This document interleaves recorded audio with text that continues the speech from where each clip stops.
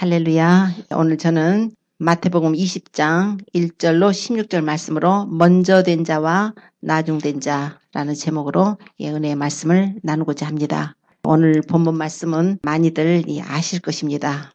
예수님이 비유의 말씀 가운데 천국은 마치 품꾼을 얻어 포도원에 들여보내려고 이른 아침에 나간 집주인과 같으니, 이제 주님께서 오늘 이게 포도원 품꾼에 대한 비유를 말씀을 하셨습니다. 이 내용을 우리는 그냥 쉽게 생각을 나중된 자가 먼저 되고 먼저 된 자가 나중되리라, 이제 이런 말로 쉽게 너무나 생각을 합니다. 그래서 우리 생각할 때 먼저 된 자가 나중된다. 그래서 우리 신앙생활을 하면서 먼저 믿은 사람이 이제 열심히 뒤떨어지고 나중 믿은 사람이 열심히 좋아져가지고 먼저 된다. 그렇게도 표현합니다. 어떤 면으로는 이제 그런 내용도 들어있습니다. 그러나 오늘 여기의 말씀은 그런 정도의 말씀이 아니고, 여기에는 예수 그리스도께서 예수님이 십자가에서 죽으시고 부활해서 인류를 구원하시려는 구속사적인 아주 놀라운 하나님의 계획이, 하나님의 섭리가 이 내용 안에 들어있습니다. 우리 주님께서 이런 비유의 말씀을 이렇게 많이 하시지 않습니까? 특히 천국은 마치 등을 들고 신랑을 맞으러 나간 여처녀와 같다. 또 천국은 밭에 감추인 보화와 같다. 값진 진주를 구하는 장사와 같다. 아들을 위해서 혼인잔치를 베푸는 어떤 임금과 같다. 주님께서는 이런 내용으로 천국을 말씀을 하십니다. 그러나 그 내용이 동일한 것은 아니에요. 천국은이라고 하셨다고 해서 그 내용이 그냥 똑같은 메시지를 전하시는 것이 아니라 어떤 자가 구원을 받을 것인가 라는 그 내용도 있고, 어떻게 하나님의 섭리 속에 우리를 구원하시는가 하는 뜻도 있고, 여러 가지로 하나님께서는 우리가 천국에 대해서 다방면에서 다양하게 알 수 있도록 천국의 비유를 통해서 예수님이 말씀을 하십니다. 근데 오늘 주시는 이 천국 비유의 말씀은, 천국은 이렇게 말씀하시는 것은 우리를 구원하시는 구속 계획, 우리가 하늘나라에 올라갈 수 있는 것, 하늘나라에 우리가 은혜를 받아서 구원을 받아서 하늘나라에 가는 그 천국에 대한 내용을 말씀하고 있는 것입니다. 그래서 오늘 말씀은 천국은 마치 포도원에 들여보내라고, 품꾼들을 사서 포도원에 들여보내라고 이른 아침에 나간 집주인과 같다. 그러면서 제일 마지막에 오늘 본문을 읽으셨을 때 이와 같이 나중된 자가 먼저 되고 먼저 된 자가 나중되리라, 이렇게 말씀하십니다. 이거는 하나님의 구원 계획이에요. 하나님께서 먼저 된 자가 나중되게 하신다는, 이건 개인의 문제가 아닙니다. 이건 개인의 문제가 아니고 하나님의 선택하시는 이스라엘 민족과 우리 이방 교회와의 관계를 지금 말씀하고 있는 것입니다. 오늘 이 마태복음 20장 전에 19장에 가서 보면은 또 비슷한 말씀이 나옵니다. 거기서도 또 베드로에게 주님이 말씀을 하시는 게 나와요. 너희가 먼저 된 자가 나중되고 나중된 자가 먼저 될 자가 많으니라, 이렇게 거기서는 또 말씀을 하십니다. 왜 그렇게 말씀하셨냐면은 19장에 가보면은 어떤 부자 청년이 나와가지고 예수님께 묻습니다. 선생님, 내가 무슨 선한 일을 하여야 영생을 얻겠습니까? 그렇게 묻습니다. 그랬더니 예수님께서 네가 어찌하여 나를 선하다 하느냐? 선한 이는 한 분이시다.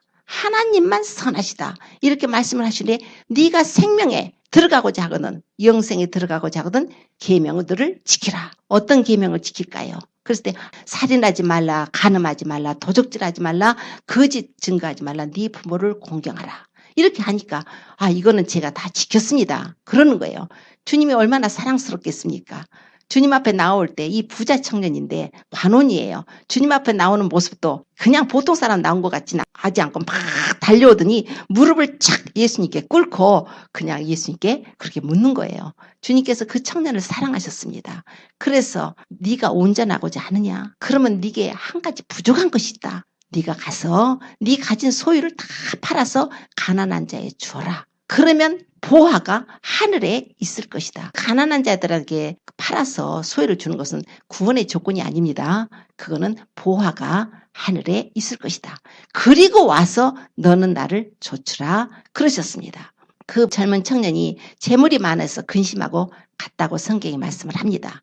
그 모습을 보신 예수님께서 얘들아, 하나님 나라에 들어가기가 어찌 그렇게 어려운지, 재물이 많은 자는, 부자는 하나님 나라에 들어가기가 너무 어렵구나. 마치 약대가 바늘기로 들어가는 것이 부자가 하나님 나라에 들어가는 것보다 오히려 쉽구나.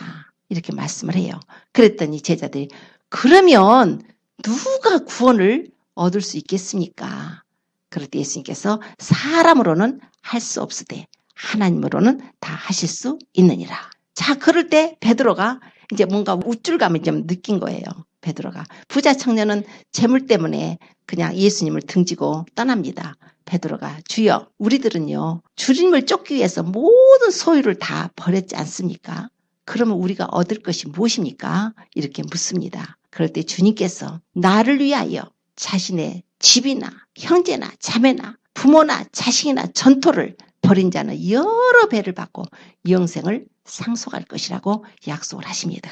뿐만 아니라 이 세상이 새롭게 되어서 인자가 자기 영광의 보좌에 앉을 때는 나를 쫓는 너희도 그 12보좌에 앉혀서 이스라엘 지파를 다스리게 하려 한다고 말씀을 하십니다. 그러나 먼저 된 자가 나중되고 나중된 자가 먼저 될 자가 많을 것이다.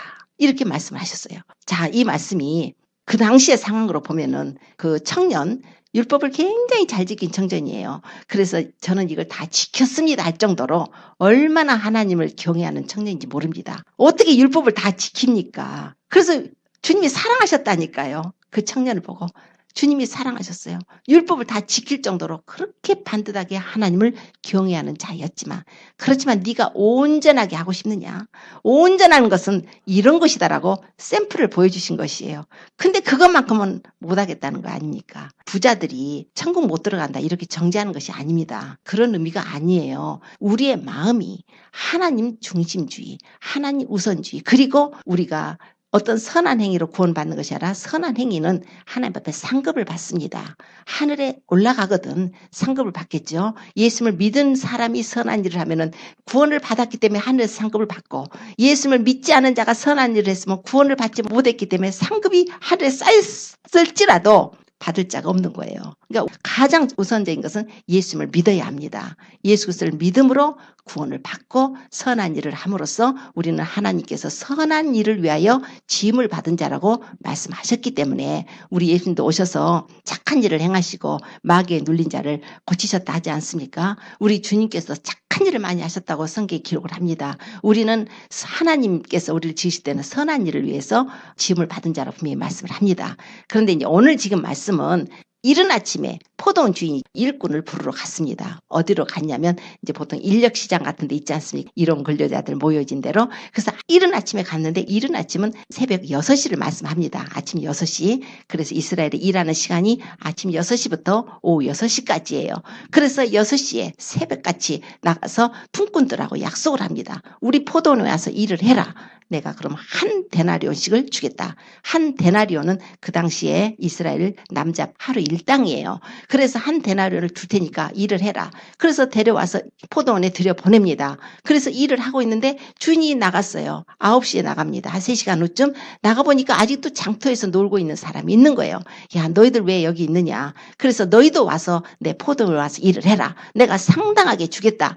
그러고 나서 또 그 사람들도 포도원에 들여보냈습니다. 그런 후에 12시, 그러니까 난 12시 나가고 3시에 나가보니까 여전히 장터에서 놀고 있는 사람들이 있었습니다. 그래서 너희들 왜 이렇게 놀고 있느냐. 너희도 내 포도원에 들어가서 일을 해라. 거기는 얼마 주겠다는 내용도 없어요. 그냥 와서 일해라.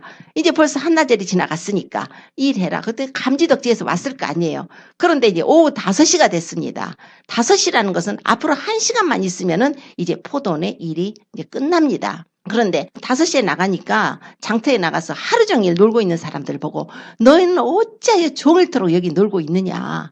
우리를 품꾼으로 쓰는 사람이 없어서 놀고 있습니다. 너희도 내 포도원에 들어가라. 그래서 들여보냅니다. 그러고서 이제 저녁이 됐어요. 6시가 됐을 때 그 주인이 청지기를 불러서 나중 온 자로부터 시작해서 싹을 주래요. 나중 온 자로부터. 이게 뜻이 있죠. 나중 온 자로부터 시작해서 싹을 주라는 거예요. 먼저 온 자부터 주는 것이 정상 아닙니까? 그런데 나중 온 자로부터 싹을 주래요. 그래서 청지기가 와서 나중 온 자에게 싹을 주는데 한 데나리온을 주는 거예요. 아침 6시에 그 사람들하고 내가 한 데나리온을 주겠다 약속했던 그 사람들이 볼 때는 어머나, 얘는 1시간밖에 일을 안 했는데 한 데나리온을 주니까 자기들은 이제 꿈에 부풀겠죠. 나는 훨씬 더 많이 받을 거야. 그러고 있는데 한 데나리온을 주고 나서 다른 사람을 주는데 한 데나리온씩만 다 주는 거예요, 지금. 그러니까 이제 받고 나서 원망을 합니다. 아니, 이 사람들은 늦게 와가지고 1시간밖에 일을 안 했는데 우리는 아침부터 와가지고 그 떼약볕에서 온종일 수고하고 노력을 했는데 어떻게 저들하고 우리하고 같이 한 데나리온을 줍니까? 이렇게 이제 주인을 원망할 거 아니에요. 누구라도 그럴 것 같은 마음이죠. 똑같은 마음 아닙니까? 그러니까 주인이 내가 너희하고 한 데나리온을 약속하지 않았느냐? 친구요. 내가 너한테 잘못한 거 없다. 나는 내 것을 가지고 내 뜻대로 내가 원하는 대로 할 거 아니냐. 내가 선함으로 너희가 나를 악하게 보느냐. 이 사람들이 늦게 왔지만 이 사람들에게 한 데나리온 주는 건 나의 뜻이라고 그래요. 네 것이나 가지고 가라. 그 포도원 주인이 그러는 거예요. 네 것이나 가지고 가라. 그러면서 예수님이 말씀하시죠. 이와 같이 나중된 자가 먼저 되고 먼저 된 자가 나중되리라. 이게 뭐냐면 이게 바로 이스라엘 민족과 우리 이방 교회, 우리 이방인들의 교회는 오후 5시에 들어간 자들로 말씀을 하고 있는 것입니다. 자, 그럼 이 포도원이 뭐겠어요? 그러면 포도원 이사야서 5장에 가서 보면은 이런 말씀이 있어요. 선지자 이사야를 통해서 여호와 하나님께서 말씀을 선포하게 하시는 그 내용 가운데 내가 나의 사랑하는 자를 위하여 노래하며 나의 사랑하는 자의 포도원을 노래하리라. 나의 사랑하는 자에게 포도원이 있으며 지극히 기름진 사내로다. 내가 땅을 파서 돌을 지하고 극상품 포도를 심었다. 그런데 좋은 포도를 맺기를 바랬더니 들포도를 맺혔도다. 너희 예루살렘 거민들과 이스라엘 사람들아, 나와 내 포도원 사이에 판단하라. 내가 내 포도원에게 행한 것 외에 내가 더할 것이 무엇이 있었겠느냐. 내가 좋은 포도 맺기를 바랬더니 들포도를 맺혔구나. 그러면 내가 이제 이 포도원에 대해서 내가 행할 것을 너희에게 이르리라. 내가 이 울타리를 걷어버려서 먹힘을 당하게 하겠다. 내가 이 담을 헐어버려가지고 짓밟힘을 당하게 하겠다. 내가 이것을 황무케 해가지고 다시는 포도나무 가지를 자르거나 북돋움이 없이 아주 진려와 형극이 나게 해버리겠다. 내가 구름을 명해가지고 비를 내리지 말라고 해버리겠다. 그러면서 이사야서 5장 7절에 말씀을 해요. 만군의 여호와의 포도원은 이스라엘 족속이요 그의 기뻐하시는 나무는 유다 사람이라. 이렇게 말씀하지 않습니까? 만군의 여호와의 포도원은 이스라엘 족속, 그의 기뻐하시는 나무는 유다 사람. 그들에게 내가 공평함을 바랬으나 도리어 포악이었고 내가 의로움을 바랬지만은 도리어 부르짖음이었도다. 지금 예수님께서 포도원의 비유를 하신다는 것은 이스라엘 사람들은 알아요. 이미 그 내용을 알기 때문에 이건 우리들에게 하시는 말씀이구나. 이걸 알아요. 자, 그런데 마태복음 21장에 가서 보면은 주님이 이어서 비유를 말씀을 하셨어요. 어떤 포도원 주인이 포도원을 만들어가지고 농부들에게 세를 주는 내용이 나옵니다. 포도나무를 심고 거기다가 술틀을 파고 망대를 세우고 농부들에게 세를 주고 타국에 갔습니다. 그리고 나서 소출 때가 돼서 이제 종들을 보냈더니 보내는 종마다 쪽쪽 죽이고 보내는 종마다 때리고 보내는 종마다 돌로 치고 야, 이거 안 되겠다. 내 아들을 보내겠다. 아들을 보내면 공경하겠지? 하고 아들을 그 포도원 주인이 보냈더니 농부들이 하는 말이 저 아들 아니냐? 죽여버리자. 상속자야. 저거 죽이고 우리가 이 포도원을 차지하자. 이러고서 아들을 죽여서 포도원 바깥에 던져버린 거예요. 포도원 밖에 던졌을 때 그 포도원 주인이 어떻게 하겠느냐고 물어요. 이제 어떻게 하겠느냐. 당연히 포도원 주인이 그 악한 농부들을 진멸하고 그 포도원은 세를 제때에 바칠 만한 다른 농부들에게 세를 줘야 할 것입니다. 그 때에 소출을 바칠 농부를 찾아서 세를 줘야 한다는 거예요. 이 내용까지 어우러져 있습니다.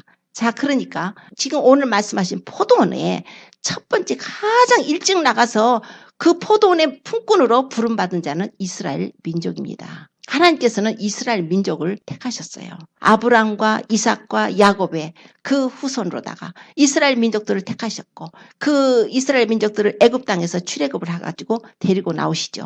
아브라함에게 약속하신 대로 네 자손들이 이방에서 계기되어서 400년 동안 계기되어서 나와서 4대 만에 내가 이 땅으로 적각꿀이 흐르는 그 약속의 땅 가나안 땅으로 네 자손들을 이끌고 올 건데, 왜냐하면 지금은 안 되는 것은 지금 아모리 족속의 죄악이 관영하지 않았기 때문에 내가 네 자손들을 타국에 보내서 거기서 그 나라들을 섬기고 종살이는 하겠지만 섬겼다가 나중에 데리고 오겠다는 걸 약속을 하십니다. 그 약속을 기억하시고 때가 차서 모세를 통해서 이스라엘 백성들을 출애굽을 시키시죠. 그래가지고 출애굽을 하게 하시면서 출애굽기 19장 4절 이하로 쭉 이렇게 말씀을 하셔요. 모세를 통해서 이스라엘 백성들한테 얘기를 해라. 내가 애굽 땅에서 너희들한테 어떻게 행한 것을 너희들이 알기를 원한다. 내가 독수리의 날개로 너희를 업어가지고 너희를 내게로 인도를 했다. 너희들이 내 말을 잘 듣고 지키면은 너희는 열국 중에서 나의 소유가 될 것이다. 왜냐하면 세계가 내게 속한 것이기 때문에. 그러니까 모든 세계가 내게 속한 것이라고 또 주님이 말씀을 하십니다. 그러면서 너희는 내게 대해서 제사장 국가가 되고 거룩한 백성이 될 것이다. 자, 제사장 나라라는 건 무슨 의미냐면 제사장의 역할이 뭐냐면 하나님의 속한 일에 사람을 위하여 하나님께 속지 않은 제사와 예물을 드립니다. 그것이 바로 제사장 역할이에요. 제사장은 인간들이 죄를 범했기 때문에 하나님께 우리 인간들을 위해서 속죄 제물을 드리고 예물을 드려서 하나님과 화목하게 하는 그 제사의 직분입니다. 그런데 그 이스라엘 민족들을 하나님께서 제사장 나라로 삼으셨다는 거예요. 제사장 나라로 삼으셨다는 것은 이스라엘 민족을 통해서 이 온 열방, 온 세상의 모든 사람들을 하나님께로 그것을 올려드릴 깨끗한 그릇에다가 그 예물을 올려서 하나님께 바치는 것처럼 이스라엘을 통해서 예수 그리스도, 이스라엘 민족을 통해서 예수님이 오실 것이고 그 예수 그리스도를 이스라엘 민족들이 영접을 함으로써 이스라엘 민족들이 모두 구원을 받고 복음이 전해져 가지고 모든 열방들이 다 예수님을 믿어서 구원받아서 하나님께 드려질 수 있도록 그런 역할을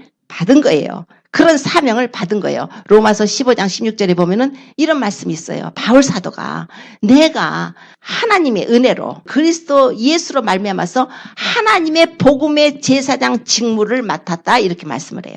바울 사도는 복음을 전하는 자죠.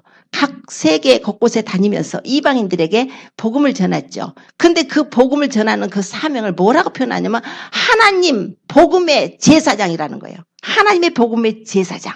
그 직무를 맡게 하셔서 자기가 지금 나가서 이방 사람들에게 복음을 전하는데 너희를 성령 안에서 거룩하게 해가지고 하나님이 받으실 수 있도록 그렇게 한다는 거예요. 베드로전서 2장 9절에 이렇게 말씀해요. 너희는 택한 족속이요 왕 같은 제사장들이요 거룩한 나라요 그의 소유된 백성이라.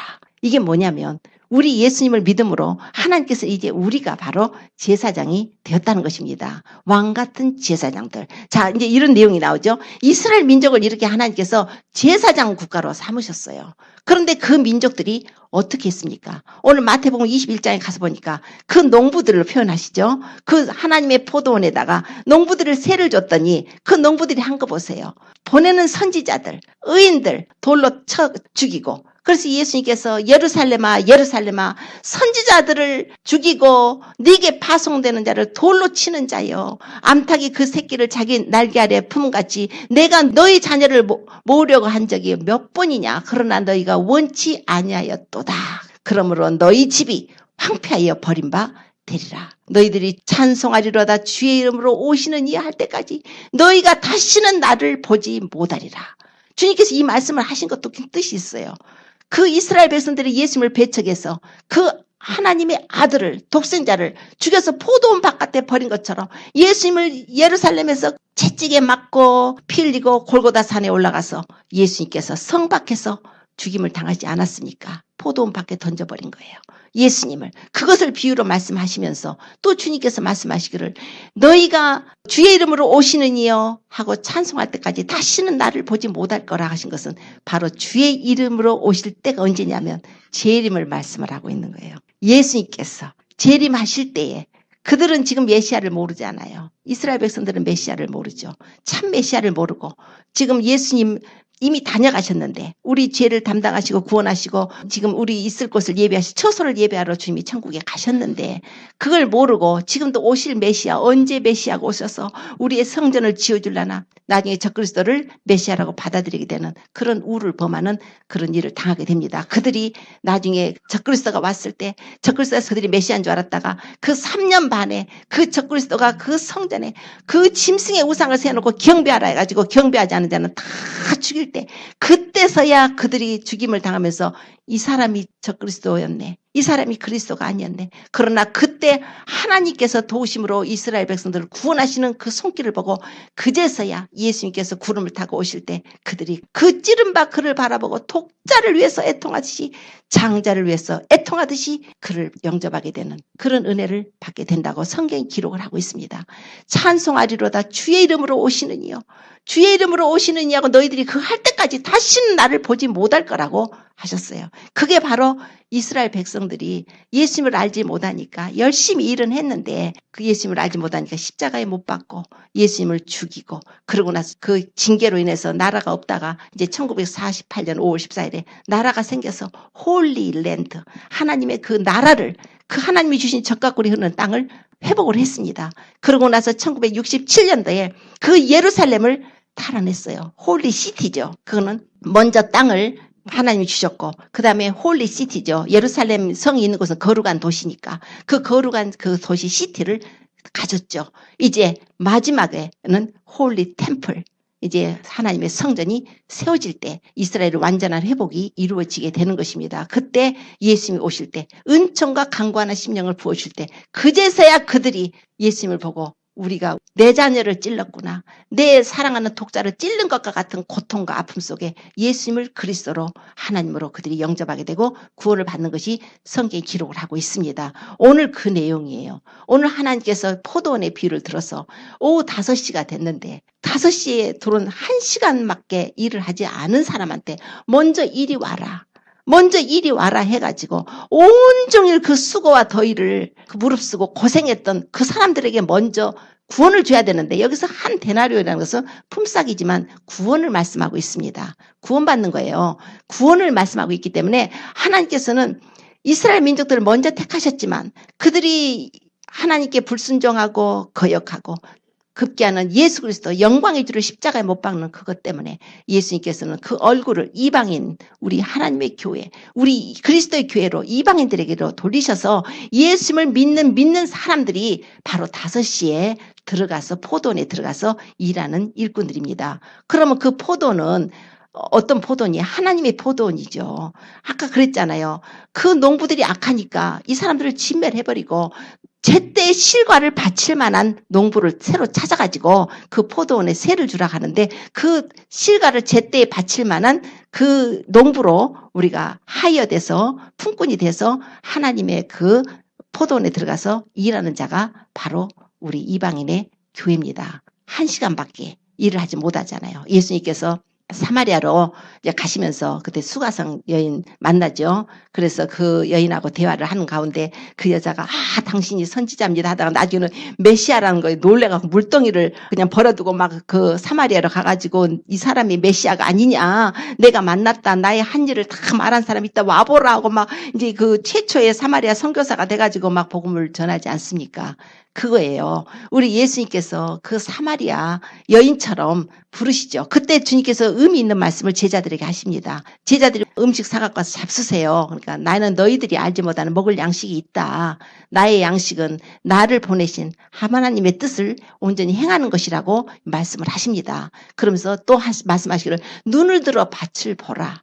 희어져 추수하게 되었도다. 이미 거두는 자가 싹도 받고 영생에 이르는 열매를 거두나니 영생에 이르는 열매를 거둔다고 말씀을 해요. 싹을 받았다는 거예요.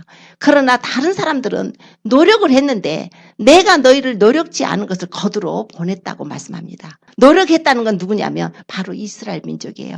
얼마나 오랜 세월 하나님을 섬기고 하나님 앞에 잘못하면 그냥 징계 엄청나게 받고 또 그냥 잘못했다 그러면 하나님이 또 회복시켜 주시고 그런 세월 속에 그 민족적으로 하나님을 섬기는 국가가 세상에 어디 있습니까? 이스라엘만 하나님이 택한 서민이죠.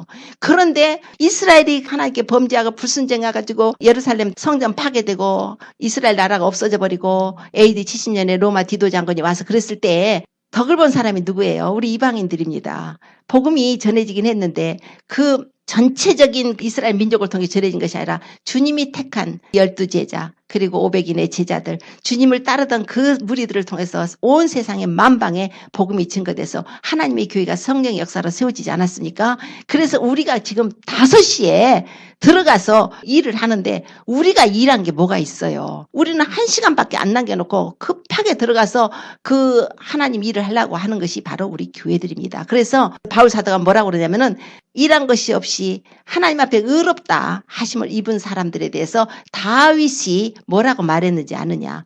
허물의 사함을 얻고 그 죄의 가림을 받은 자는 복이 있도다. 일한 것이 없는데 우리는 일한 것이 없어요. 그들은 일했죠. 하나님을 섬기고 율법을 받아서 그냥 제사를 드리고 에브리데이에 제사를 드리고 하나님을 섬겼어요.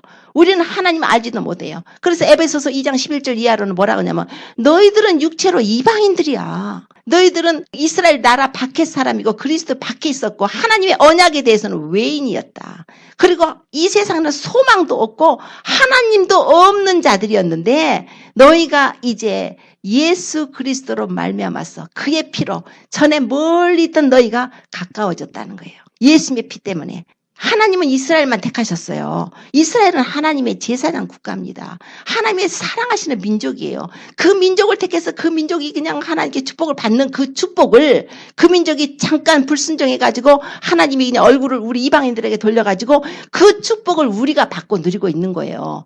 어떤 사람들은 이스라엘은 끝났어. 이제 우리가 이스라엘이야. 아니에요. 하나님은 여전히 이스라엘 사랑을 하십니다. 여전히 하나님의 먼저 택한 큰아들이에요.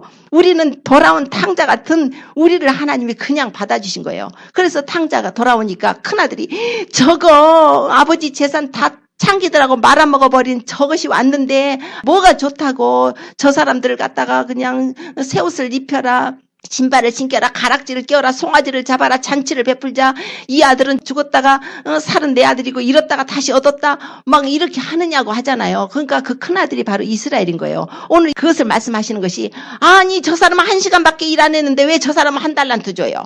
나는 올데이 수고하고 노력했는데 어떻게 저 사람하고 나하고 똑같이 1달란트를 줍니까? 하고 지금 불평하는 게 이스라엘이에요. 감람나무 가지가 얼마가 꺾여졌는데 돌감람나무 우리가 그 감람나무에 접붙였답니다. 우리를 표현을 그렇게 하십니다. 원래는 돌감람나무에다가 참감람나무를 붙여야 이렇게 되는 거예요. 접붙이는 방법은. 근데 본성을 거스려서 우리는 있을 수 없는 일을 하나님이 하셨다는 거예요. 돌감람나무에다 잘라버리고 좋은 가지를 접붙여야 이게 좋은 열매가 맺히는 건데 우리는 반대로 본성을 거스려서 오히려 이 나쁜 감람나무 가지를 꺾어다가 돌감람나무를 꺾어다가 참 감람나무에다가 접을 붙였다는 거예요. 그렇게 해서 우리 이방인의 교회를 말씀을 하고 있습니다. 그래서 진액을 함께 받았다. 아브라함의 축복을 함께 받았다. 믿음으로 말미암아 누구든지 믿음이 있는 자는 아브라함의 아들이라 일컬음을 받는다 하셨고 아브라함과 함께 복을 받는다 하신 거예요. 사실은 이스라엘에게 하나님이 내린 축복은 이스라엘 것인데 우리 이방인 교회가 예수 그리스도의 피로 말미암아서 그 피를 믿음으로 예수님이 십자가에 죽으시고 부활하심으로 우리를 구원하신 그 은혜로 우리가 그분의 영적 유산을 이스라엘에게 준 영적 유산을 우리가 진액을 쫙쫙 빨아먹는 우리가 된 거예요. 그러나 또 말씀하셔요. 너희가 하나님께서 원 오리지널 가지도 안 아끼셨으니까 너희들 자고하지 말고 높은 마음을 품지 말고 도리어 두려워하고 너희들이 겸손하게 그 주시는 하나님의 은혜를 받으라고 말씀을 합니다. 주님께서 은혜 받을 만한 때에 구원 얻을 때에 하나님이 우리를 도우셨으니까 보라 지금은 은혜 받을 만한 때요 보라 지금은 구원의 날이로다. 우리가 어떻게 하나님의 사랑을 받아서 구원을 받고 이렇게 그분의 은혜에 동참을 했는가를 성경이 오늘 이렇게 말씀을 하고 있는 것입니다. 나중 온 자에게 먼저 싹을 주라는 것은 하나님의 뜻이죠. 원래는 이스라엘 민족들에게 먼저 구원을 주시려고 했는데 그들이 불순종함으로써 우리가 먼저 그 은혜로 인해서 구원을 받았다는 거예요. 그러면 그들도 나중에 싹을 받아요. 나중에 교회가 휴거가 될 것입니다. 주님이 오시게 되면 교회가 휴거가 돼요. 그러면 7년 동안 이제 이제 이 세상은 대환란이 있게 됩니다. 그때 세상 정부는 우리 지금 현재 사는 세상이 아니고 뉴월드 오더라 해가지고 그들이 이제 정부를 만들어 놓은 곳에 우리가 전부 이제 칩도 강제로 받아야 되는 때가 오게 되고 그때는 받지 않으면 물건을 사지도 못하고 매매도 못하고 그리고 잡아 죽게 됩니다. 이런 세상이 옵니다. 그걸 그냥 귀에 가볍게 흘려듣지 마십시오. 그렇게 올 때 이스라엘 백성들은 이제 그때가 환란의 때예요. 그걸 통해서 환란을 통해서 그들이 예수님을 영접하게 되는 그 구원의 은혜의 시간입니다. 그때 우리 이방인 교회는 이방인의 때가 딱 끝나는 게 언제냐면 이제 휴거 때로 끝나는 거예요. 그래서 로마서 11장 25절에 형제들에게 말씀하죠. 너희들이 이 비밀을 모르기를 원치 않는다. 이 비밀은 자 이방인의 충만한 수가 차기까지 이스라엘이 덜어는 완악해졌다 그래요. 그러니까 우리를 하나님이 사랑하셔서 우리가 어느 정도의 숫자적으로 되면 하나님의 그 관점으로 봐서 이제 됐다 싶으면은 주님이 오시게 돼서 교회를 데리고 가시고 그러고 나서 이스라엘로 하나님의 얼굴이 은혜가 다시 가는 것입니다. 그때 만약에 교회가 들림을 받지 못하고 남게 되는 것은 이제 그 환란에 같이 남게 되는 것입니다. 한 번 주는 기회를 놓쳤기 때문에 이제 세컨 찬스가 오긴 와요. 그러나 7년 환란을 통해야 됩니다. 그래서 그때는 죽음으로서만 구원을 받습니다. 자금 이유로 주 안에서 죽는 자들은 복되도다. 이것이 바로 하나님의 계명과 예수님 믿는 믿음을 지키는 것이라고 말씀합니다. 지금 우리는 믿음으로 말미암아서 구원을 받기 때문에 믿음으로만 구원을 받는 거지 이제 앞으로 세상이 바뀌면 이제 베리칩 짐승의 표가 그것이 이제 활성화가 될 것입니다. 지금은 당장 매매하는 표로다가 쓰이지 않는다 해서 베리칩이 상징이다 뭐다 막 이러는데 자동으로 오토매틱으로 돼버립니다. 그때 가서는. 그래서 지금부터 막 받지 말라고 하는 거예요. 그럴 때 이 표를 안 받으면은 이제 이 세상 사회에서는 살 수가 없습니다. 지금 많은 교회들이 배도가 되어 있고 많은 하나님의 교회들이 하나님 많이 떠났습니다. 그리고 자기들의 교회를 지키고 싶어서 중간을 택하는 교회들도 많이 있습니다. 나는 이 편도 아니고 나는 저 편도 아니다. 그러나 성경이 말씀해요. 미지근한 거 토해버리신다 했죠. 차든지 덥든지 하기를 원하노라. 그래서 반드시 교회들은 자기가 지금 갈 길을 정해야 됩니다. 어떤 교회든지 베리칩을 받을 것이냐 받지 않을 것이냐. 나는 받는 것도 상관없고 안 받는 것도 상관없고 그런 건 없어요. 뿐만 아니라 배도도 그래요. 우상숭배 할 것이냐 다른 종교를 인정해서 구원이 있다고 할 것이냐 그렇게는 할 수 없어요. 다른 종교는 구원이 없고 오직 예수님만이 구원이 있다면 핍박은 따를 것입니다. 그럼 분명히 미움을 받아요. 미움받고 핍박을 받습니다. 그러나 그 마음을 내가 편하자고 그걸 그렇게 중용을 지키겠다고 하게 되면 그거는 배도나 다름이 없는 것입니다. 하나님께서는 우리가 이제 이스라엘을 하나님께서 가차없이 열매 맺지 못하는 그 백성이 있을 때 가차없이 쳤죠. 그것은 우리의 교훈입니다. 하나님의 교회가 믿음으로 구원을 받는데 우리가 믿음으로 구원을 받는다 해서 내가 지식적으로 그분의 믿음을 안다고 해서 구원받는 것이 아닙니다. 믿음이라는 것은 나의 삶을 통해서 나타나야 되는 것입니다. 성령을 받아서 그리고 나의 삶이 내가 뭐 헌신을 많이 하고 봉사를 많이 하는 그 의미가 아니라 주님을 사랑하는 것이에요. 내가 믿음이 있다는 것은 하나님을 사랑하는 것입니다. 하나님을 사랑하면 당연히 하나님이 싫어하는 일은 안 하겠죠. 당연히 하나님이 싫어하는 일은 형제간에게도 안 하겠죠. 하나님을 사랑하는 믿음의 법은 은혜의 법은 이 율법의 법하고는 차원이 다른 것입니다. 율법의 법은 밑에 있는 것 초등학문의 수준이라면은 믿음의 법은 아주 굉장히 고차원의 법이에요. 그것도 하나님의 그리스도 율법이라고 표현하십니다. 그 법은 누가 할애서 하는 것이 아니에요. 자원하는 마음으로 주님을 사랑하는 마음으로 순종하는 것입니다. 너희가 내 말을 잘 듣고 내 언약을 지키면 너희는 세계 열국 가운데 나의 소유가 되겠고 우리 주님께서 너희는 택하신 족속이요 왕같은 제사장들이요 거룩한 나라여 그의 소유된 백성이라고 우리를 성령 받은 하나님의 교회에게 말씀을 하십니다. 그러면 이스라엘 백성들이 제사장의 역할을 하지 못했을 때 하나님께서 가차없이 그걸 치시지 않습니까? 그렇지만 결국은 또 했어요. 그 민족들을 통해서 예수님이 제자를 세우셔서 우리가 복음을 듣게 되었습니다. 그래서 바울사도가 내가 하나님의 복음의 제사장이다 하지 않습니까? 그래서 민족적으로는 못했어도 그 민족을 통해서 제자들을 통해서 주님이 하셨고 이제는 우리가 바로 그 일을 해야 될 자들입니다. 우리가 바로 하나님의 택하신 족속이요 왕같은 제사장들이요. 이전에는 우리는 하나님 알지도 못하고 이 세상에 소망이 없었어요. 하나님을 모르는 자였어요. 그러나 하나님의 은혜로 예수 그리스도께서 피 뿌리시고 죽으시고 부활하셔서 하나님의 아들이 성육신하고 오셔서 이 세상에서 33년간을 계시고 그 멸시와 천대 수욕을 당하시며 하나님이 창조주께서 우리를 사랑하신 그 사랑을 보여주시고 우리를 그분의 나라로 데려가시기 위해서 하나님이 직접 자신을 보여주러 오셨습니다. 우리의 죄를 대속을 하셨습니다. 그러고 나서 우리 주님께서 그 일을 다 하시고 나서 이제 성령을 보내셔서 우리가 바로 이제 복음의 제사장이라는 거예요.